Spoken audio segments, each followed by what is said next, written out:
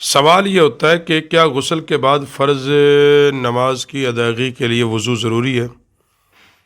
بڑا سادہ سوال یہ ہے کہ اگر ایک بندے نے غسل کرتے ہوئے وضو کر لیا تو اس کے ساتھ نماز ہو جائے گی۔ ہاں، یہ بات جو ہے غسل کرنے کے بعد نماز پڑھنے کے لیے وضو کی ضرورت نہیں رہتی۔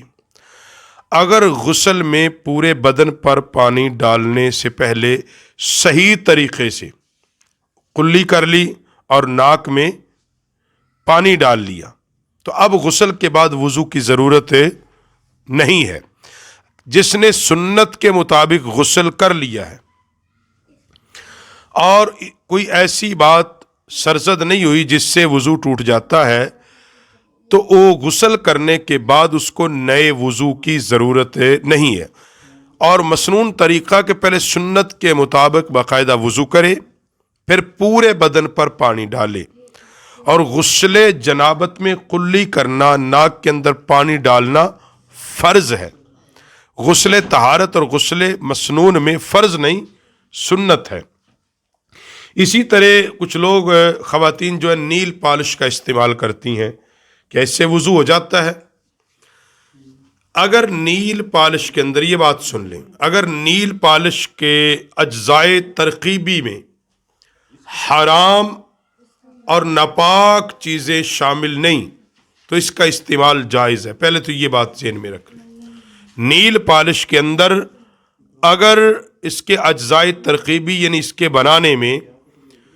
کوئی ناپاک چیز شامل نہیں تو اس کا استعمال جائز ہے۔ اگر کوئی خاتون باوضو ہے، اس نے وضو کی حالت میں ایسی نیل پالش استعمال کی جس میں کوئی ناپاک اور حرام چیز شامل نہیں تھی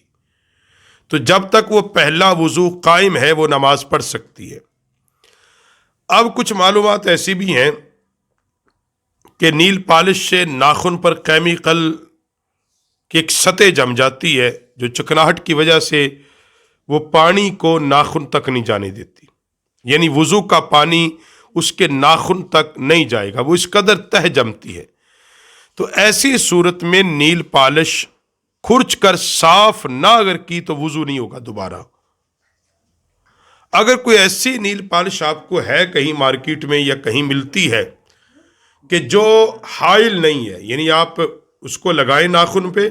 تو پانی ڈالیں تو وہ ناخن آپ کے تر ہو جائیں گے، ناخن تک پانی سرایت کر جائے گا تو پھر آپ کا وضو ہو جائے گا اس کے استعمال سے بھی، اور اگر ایسا نہیں ہے تو پھر آپ کا وضو نہیں ہوگا۔ اس لیے نیل پالش کا جو احتیاطی مسئلہ وہ یہی ہے کہ اس کو جو لگایا جاتا ہے اس کی کیونکہ ایک تہ جمتی ہے، لہذا لگانے کے بعد اگر وضو کریں گے تو وضو نہیں ہوگا، اس کا کھرچنا اور اتارنا لازم امر ہے۔